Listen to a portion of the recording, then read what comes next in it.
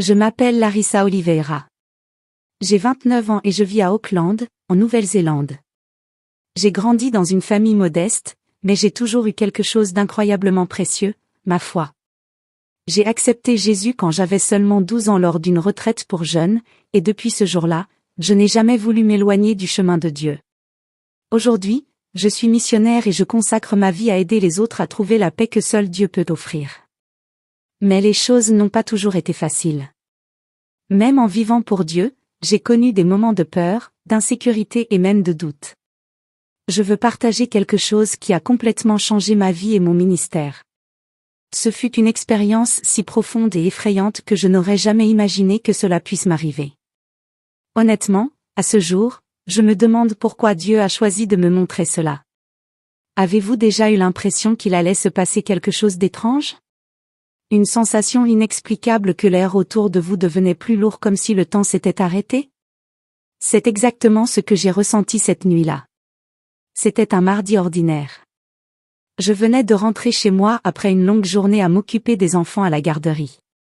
J'étais tellement épuisée que même ma tête me faisait mal. Mon mari, Gabriel, était en voyage missionnaire, donc la maison était complètement silencieuse. J'ai pris des médicaments pour soulager le mal de tête et je me suis allongée. Alors que je prenais une profonde respiration pour essayer de me détendre, j'ai ressenti quelque chose d'étrange dans mon corps. C'était comme un choc. Pouvez-vous imaginer ça? Comme si un courant électrique me traversait, me tirant quelque part. À ce moment-là, tout a changé. Soudain, je me suis retrouvée debout à côté du lit, mais ce n'était pas juste ça. Ce que je regardais, c'était moi-même. Mon corps était là, immobile, et je me tenais debout, en train de le regarder. C'est alors que j'ai entendu une voix. Ce n'était pas une voix ordinaire. Elle était forte, mais calme. C'était comme si chaque mot qu'elle disait résonnait en moi. Larissa, aujourd'hui je vais te montrer quelque chose qui changera ta vie à jamais. Je vais te révéler le royaume spirituel et les stratégies que les ténèbres utilisent pour tromper l'humanité. Mon cœur battait la chamade. Que cela signifiait-il? Que se passait-il? Je voulais crier. Je voulais retourner dans mon corps, mais c'était comme si une force plus grande me retenait là. Et au fond de moi, je savais que je devais rester. Quelque chose allait être révélé. Quelque chose non seulement pour moi, mais pour tout le monde que je connaissais, y compris vous qui m'écoutez en ce moment. Avez-vous déjà eu l'impression de tomber dans un rêve, incapable de vous accrocher à quoi que ce soit? Cette sensation de chute, la désespérance d'essayer de se réveiller mais d'en être incapable? C'est exactement ce que j'ai ressenti à ce moment-là. Quand j'ai entendu cette voix dire qu'elle allait me montrer le royaume spirituel, j'ai eu l'impression que le sol avait disparu sous mes pieds. Tout autour de moi est devenu sombre. Une obscurité si dense qu'elle semblait avoir du poids. J'ai senti mon corps être tiré comme jeté dans un tunnel sans fin. Mon cœur battait si vite que je pensais qu'il pourrait lâcher. Le silence était terrifiant, mais soudain, au milieu de cette obscurité, une lumière douce est apparue. C'est alors que j'ai vu quelqu'un tenir ma main. C'était lui. Je savais que c'était Jésus. Il n'y avait pas besoin d'explication car la paix qui accompagnait sa présence était indescriptible, comme un havre de paix au milieu de la tempête. Il m'a regardé et a dit, « Ne crains pas, Larissa. Je suis avec toi. Je vais te montrer des choses que beaucoup ignorent, mais qui doivent être connues. Tiens fermement ma main. » Pouvez-vous imaginer ce que c'est que de faire confiance à quelqu'un au milieu de l'inconnu? C'est comme marcher au-dessus d'un abîme, mais en sachant que tant que cette main vous retient, vous ne tomberez pas. Même ainsi, la peur était toujours là. Et j'ai commencé à me demander, où m'emmène-t-il? Qu'est-ce que je vais voir? Soudain, la chute s'est arrêtée. C'était comme si nous descendions dans un ascenseur, mais la destination semblait empirer à chaque instant. L'air devenait lourd. Une puanteur insupportable emplissait l'endroit. C'était différent de tout ce que j'ai jamais senti. C'était comme de la pourriture, une odeur qui me brûlait les narines et me remuait l'estomac. J'ai essayé de me couvrir le nez, mais ça n'a pas aidé. C'était partout. Pourquoi cet endroit sent-il si mauvais? Demandai-je, la voix tremblante. Jésus répondit, telle est la destination de ceux qui vivaient dans le péché sans se repentir. La puanteur que vous sentez ne vient pas des corps, mais des marques que le péché a laissées sur leurs âmes. J'étais paralysée. J'ai regardé autour de moi et j'ai vu une vallée. Au début, cela semblait vide, mais ensuite une lumière brillante a illuminé l'endroit, et je les ai vus. Des corps déformés, des cris désespérés, des gens qui crient à l'aide, mais sans personne pour les entendre. Des flammes s'élevaient, consumant leur forme. C'était horrible. Leur chair semblait fondre et les cris. Oh, les cris étaient la pire partie. C'était comme si chaque son portait le poids d'une agonie éternelle. Pourquoi sont-ils là? Demandai, à peine capable de parler. Jésus répondit, je vais te montrer leurs péchés pour que tu comprennes. Larissa, tout ce que tu vois est le résultat de choix. Ces âmes ont choisi cet endroit. Ils ont rejeté mon amour et ont préféré vivre dans la tromperie. Vous êtes-vous déjà arrêté pour réfléchir aux conséquences de vos choix? Sommes-nous attentifs à l'impact de ce que nous faisons quotidiennement? Où sommes-nous, sans nous en rendre compte, en train de nous éloigner de ce qui compte vraiment? À ce moment-là, j'ai commencé à tout remettre en question. Jésus m'a regardé et m'a dit, ce que vous voyez n'est que le début. Il y a plus que je dois vous montrer. Et même si la peur grandissait en moi, je savais que je devais continuer. Il m'a tenu fermement la main, ensemble, nous avons commencé à marcher vers l'inconnu. En marchant, j'ai senti la chaleur s'intensifier comme si nous approchions d'une fournaise. L'air était épais, difficile à respirer, et le son des lamentations résonnait de toutes les directions. Puis nous sommes arrivés à un endroit encore plus sombre. Devant nous se trouvait une vaste vallée illuminée par des flammes sortant du sol. Mais ce qui m'a le plus frappé, c'est ce que j'ai vu là-bas. Créatures déformées liées dans des chaînes enflammées, hurlant d'agonie. C'est la vallée des perversions, dit Jésus, avec une fermeté qui traverse le silence. Voici ceux qui ont donné leur corps au péché de manière tordue, sans repentir. Leurs choix les ont amenés à cet endroit. Je n'ai pas pu retenir mes larmes. J'ai vu des gens tourmentés d'une manière que je n'aurais jamais pu imaginer. Un homme avait des serpents enflammés enroulés autour de son corps, mordant sa chair alors qu'il criait à l'aide. À un autre endroit, une femme pleurait alors que des démons lui déchiraient la peau, exposant ses os. Jésus m'a expliqué qu'elle avait utilisé son corps comme un outil de séduction, détruisant les maisons et les cœurs. Le péché a des conséquences, a poursuivi Jésus. Peu importe combien ils essaient de cacher, tout est révélé dans l'éternité. J'ai senti une oppression dans ma poitrine. Même si j'essayais de mener une vie juste, pourrais-je aussi porter quelque chose qui pourrait me condamner? J'ai pensé au nombre de fois où j'avais ignoré les avertissements de Dieu, pensant qu'ils n'étaient que des pensées ordinaires. Vous êtes-vous déjà arrêté pour vous demander s'il y avait quelque chose de caché dans votre cœur? Quelque chose que tu n'as jamais avoué? Avant de pouvoir tout traiter, j'ai vu quelque chose qui m'a encore plus secoué. Un jeune homme était agenouillé, torturé par des créatures grotesques. Il avait l'habitude de se produire à l'église, a dit Jésus, mais il était piégé dans des péchés cachés. Il n'a jamais cherché la délivrance. Mais Seigneur, ai-je demandé, n'y a-t-il pas de miséricorde pour eux? Jésus m'a regardé et m'a dit, la miséricorde était disponible tant qu'ils vivaient, mais ils l'ont rejetée. Maintenant, il ne reste que le jugement. Je voulais détourner le regard, mais je ne pouvais pas. Quelque chose en moi disait que tout cela devait être vu. Il y a plus que tu dois comprendre, a dit Jésus. Et nous avons avancé. En marchant, une étrange lumière a commencé à apparaître au loin, mais elle n'était pas accueillante. Au contraire, elle vacillait de manière inquiétante, comme si elle essayait de m'attirer. En nous approchant, j'ai réalisé que nous étions devant un énorme écran, plus grand que tout ce que j'avais jamais vu. Il brillait sans cesse, mais au lieu d'apporter de la joie, il émanait un sentiment de vide et de désespoir. Qu'est-ce que c'est, ai-je demandé, essayant de comprendre ce que représentait l'écran. Jésus a répondu, c'est le labyrinthe des illusions. Ici se trouvent ceux qui ont passé leur vie à consommer ce qui les éloignait de moi, des films, des émissions, du divertissement. Ils ont cédé à l'influence des ténèbres, ignorant ma présence. À ce moment-là, des images ont commencé à apparaître sur l'écran. J'ai vu des gens enchaînés, regardant sans fin des scènes de violence, de luxure et de tromperie. Ils ont essayé de détourner le regard mais n'ont pas pu. Autour d'eux, des démons riaient, se nourrissant de leurs tourments. Le temps qu'ils ont passé sur cela aurait pu être utilisé pour chercher la vérité, a dit Jésus. Mais ils ont choisi les distractions au lieu de me choisir. Mon cœur s'est alourdi. Ne tombons-nous pas souvent dans le même piège, vivant tellement préoccupés que nous ne voyons pas à quel point nous nous éloignons de ce qui compte vraiment? Jésus m'a regardé et a dit, Larissa, ce n'est que le début. Viens, il y a plus que je dois te montrer.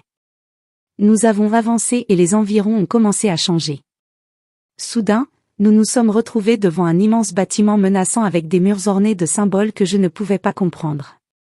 Il y avait un autel au centre, entouré de figures à l'apparence humaine, mais leurs yeux brillaient d'une lumière sombre. Ils semblaient engagés dans une sorte de rituel. Quel est cet endroit? Ai-je demandé, essayant de cacher la peur dans ma voix.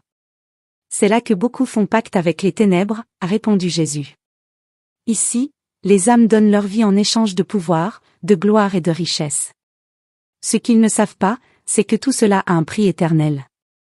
J'ai vu des visages familiers, des gens que je reconnaissais des films, de la musique et des émissions de télévision. Ils étaient à genoux, offrant des objets et des symboles à quelque chose d'invisible mais palpablement présent. Soudain, tout a pris sens. Ce qui nous semblait être un divertissement innocent était consacré ici, sur cet autel. Même les dessins animés et la musique qui semblent inoffensifs passent par cet endroit, a continué Jésus. Ils sont utilisés pour détruire les familles et éloigner les enfants de la vérité. Mon cœur a sombré.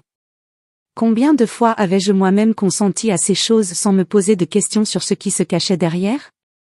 Et toi? As-tu déjà pris le temps de réfléchir à ce que tu consommes? Pourrait-il y avoir quelque chose qui s'infiltre dans nos vies sans que nous le remarquions, nous éloignant lentement de Dieu? Ces pactes détruisent non seulement ceux qui les font, mais répandent les ténèbres à travers le monde, a conclu Jésus.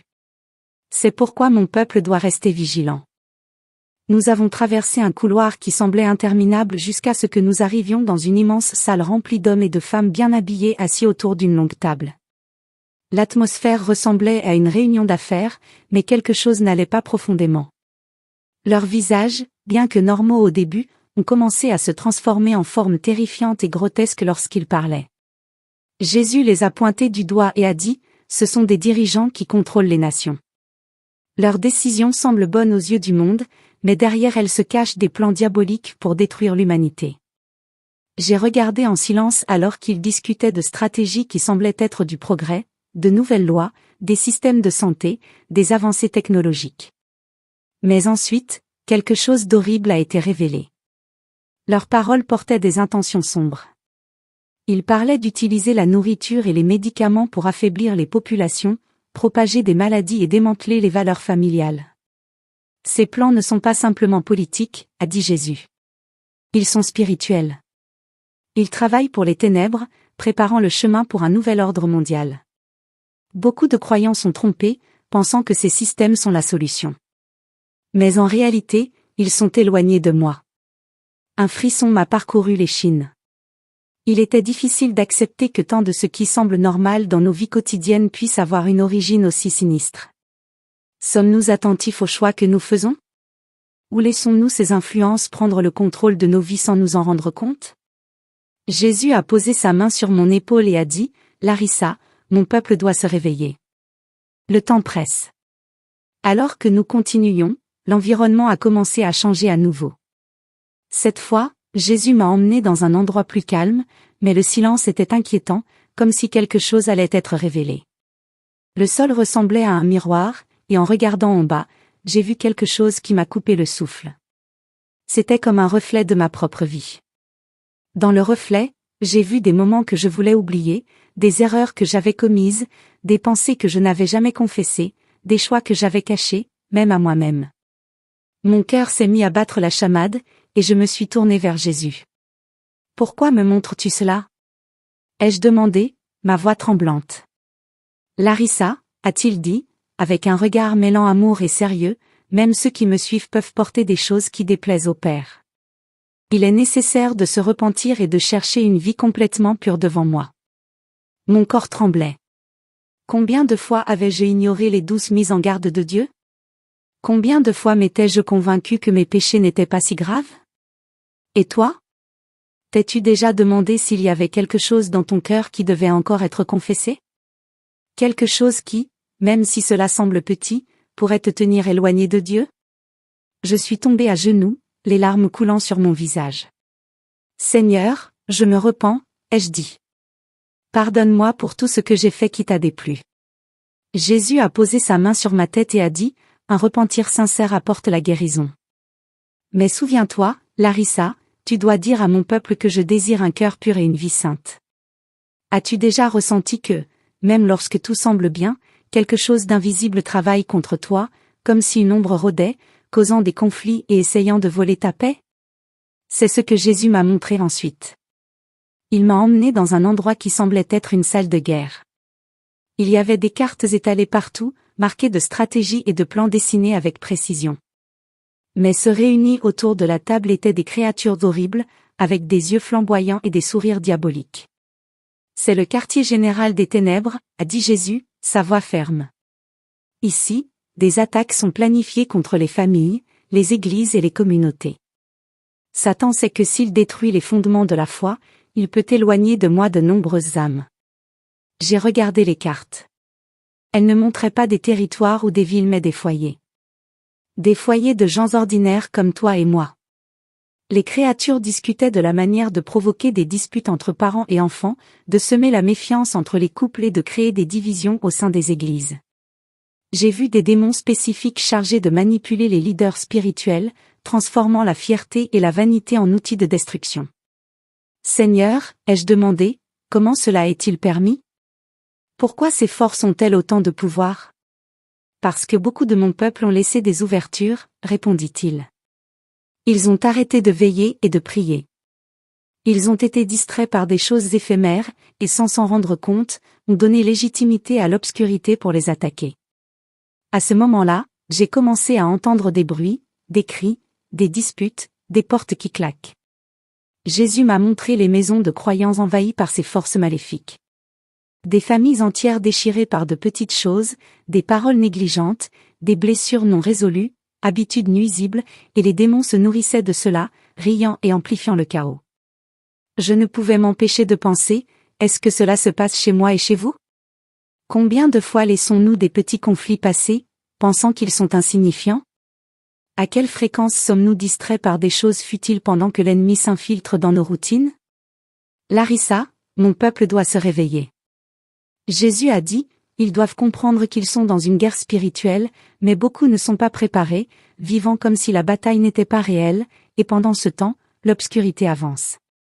Jésus m'a ensuite montré des églises. Certaines pleines, avec des gens chantant et prêchant, mais quelque chose n'allait pas. En regardant de plus près, j'ai remarqué que leur cœur était vide. Il y avait de l'apathie spirituelle. Les démons étaient là, tournant inaperçus parce que les croyants étaient trop préoccupés par leurs propres préoccupations pour chercher vraiment Dieu. Mon Église doit revenir à son premier amour, a continué Jésus. Sans prière, sanctification et vigilance, ils deviennent des cibles faciles. J'ai ressenti un poids dans mon cœur. Sommes-nous attentifs à ce qui se passe autour de nous? Ou vivons-nous tellement superficiellement que nous ne voyons pas les batailles qui se déroulent? Jésus m'a regardé et a dit, Larissa, tu dois les avertir. Ils doivent savoir que j'ai déjà remporté cette bataille, mais chacun doit choisir de se battre à mes côtés. En quittant cet endroit, j'ai su que ma mission ne faisait que commencer. Jésus m'avait montré une réalité que je ne pouvais ignorer, et maintenant je devais faire ma part. Après tout ce que j'avais vu, je pensais que mon voyage touchait à sa fin, mais Jésus m'a emmené dans un endroit différent, un endroit qui semblait suspendu entre le ciel et la terre. Là, je pouvais tout voir, des familles, des églises, des villes entières. C'était comme regarder l'humanité d'un point de vue céleste. Mais ce qui a attiré mon attention, c'était la tristesse dans les yeux de Jésus en regardant tout cela. Larissa, dit-il, sa voix remplie à la fois d'amour et d'urgence. Ce que tu as vu n'était pas seulement pour toi. Je t'ai choisi pour porter ce message, même si ce sera difficile. Mon peuple dort. Ils vivent comme s'il n'y avait pas de conséquences à leur choix. Mais tu dois les avertir. Dis-leur que le temps presse. Un frisson m'a parcouru l'échine. Mais Seigneur, qui m'écoutera? Et s'ils pensent que je suis folle? Certains te rejetteront, répondit-il, mais beaucoup écouteront et seront réveillés. Ton obéissance est ce qui compte, Larissa. N'aie pas peur, car je serai avec toi. Jésus a ensuite tendu sa main, et comme dans un film, des images ont commencé à apparaître.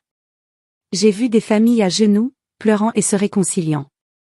J'ai vu des églises remplies de ferveur, avec des gens criant vers Dieu. J'ai vu des communautés transformées par la prière et la repentance. C'était beau, mais en même temps, j'ai vu autre chose. Ceux qui ont ignoré l'avertissement. J'ai vu des vies être détruites, des maisons tomber en ruines, et des églises consumées par l'apathie et la fierté. Larissa, tu dois dire à mon peuple que je les aime, tu dois revenir vers moi. Dis-leur que le repentir n'est pas une faiblesse, mais une force. Que la prière n'est pas juste un rituel, mais l'arme la plus puissante qu'ils aient. As-tu déjà ressenti un appel à quelque chose de plus grand mais avais peur de ne pas être prêt, eux? C'est exactement ce que j'ai ressenti. Je savais que ce que Jésus me demandait était énorme, mais comment aurais-je pu refuser? Il m'a choisi pour une mission et je ne pouvais pas échouer. Et toi? Dieu t'appelle-t-il aussi à quelque chose? Pourrait-il essayer de te réveiller à quelque chose que tu n'as pas encore réalisé? Quand Jésus a posé sa main sur mon épaule, j'ai ressenti une chaleur réconfortante. Ne renonce pas. Il a dit, tu fais partie de mon plan. Fais-moi confiance et parle. Et à ce moment-là, j'ai su que ma vie ne serait plus jamais la même. Quand j'ai ouvert les yeux, la lumière du jour inondait déjà la pièce. Ma tête était lourde, comme si j'avais traversé un ouragan. Mais le poids dans mon cœur était encore plus grand. J'ai regardé à côté de moi et j'ai vu Gabriel, mon mari, assis à côté de moi, me tenant la main. Ses yeux étaient remplis d'inquiétude. Larissa, ça va? J'étais sur le point d'appeler une ambulance. Tu es restée complètement immobile toute la nuit, froide comme une statue. Je pensais qu'il s'était passé quelque chose de grave. J'essayais encore de traiter tout ce que j'avais vécu. Les images de l'enfer, les âmes en tourment, la bataille spirituelle. Tout était vivant en moi, comme si cela venait de se produire il y a quelques secondes. Je me suis tournée vers Gabriel et j'ai dit, je dois partager ce que j'ai vu. Les gens doivent savoir. Cette nuit-là, je suis allée à l'église avec Gabriel. Quand nous sommes montés sur l'estrade, j'ai commencé à parler. Mes mains tremblaient, ma voix faiblissait presque. Mais alors je me suis souvenue des paroles de Jésus. Je serai avec toi. Avec courage, j'ai commencé à tout raconter. Frères et sœurs, je veux que vous compreniez que le monde spirituel est réel. Ce n'est pas une histoire de fantaisie ou quelque chose destiné à nous effrayer. C'est une vérité qui nous entoure, même si nous ne pouvons pas le voir. Dieu m'a permis de vivre quelque chose de si profond pour que je puisse vous transmettre ce message. Nous devons nous repentir. Nous devons chercher la sainteté. Et nous devons être vigilants contre les pièges de l'ennemi. En parlant, j'ai vu des gens pleurer, certains baissant la tête, d'autres priant silencieusement. J'ai demandé, avez-vous déjà pensé où va votre vie? Vivez-vous d'une manière qui plaît à Dieu? Ou y a-t-il quelque chose que vous devez changer? Dieu vous appelle aujourd'hui. Êtes-vous prêt à répondre? J'ai regardé la congrégation et j'ai continué. Jésus m'a demandé de vous dire ceci. Il vous aime, mais il ne peut pas prendre des décisions à votre place. C'est à vous. S'il y a quelque chose dans votre cœur, un fardeau, un péché, quelque chose que vous savez n'est pas correct. Donnez-le lui maintenant. N'attendez pas. Demain pourrait être trop tard. Et maintenant, je veux m'adresser directement à vous qui lisez ou écoutez ceci. Peut-être vous sentez-vous éloigné de Dieu. Peut-être êtes-vous piégé dans quelque chose qui semble impossible à abandonner. Je veux prier pour vous. Si vous voulez que je prie pour vous, écrivez-le dans les commentaires. Je choisis de retourner vers Dieu. C'est simple, mais puissant. C'est votre déclaration de foi. Et si vous le pouvez, priez également pour moi. Ma mission n'est pas facile, mais je sais qu'ensemble nous sommes plus forts. Nous vaincrons cette bataille spirituelle car Jésus nous a déjà donné la victoire. Que Dieu vous bénisse et vous fortifie. Et n'oubliez pas, il vous attend à bras ouverts. Peu importe d'où vous venez. Ce qui importe, c'est où vous allez. Je vous aime en Christ, et je prie pour chacun d'entre vous. Paix du Seigneur.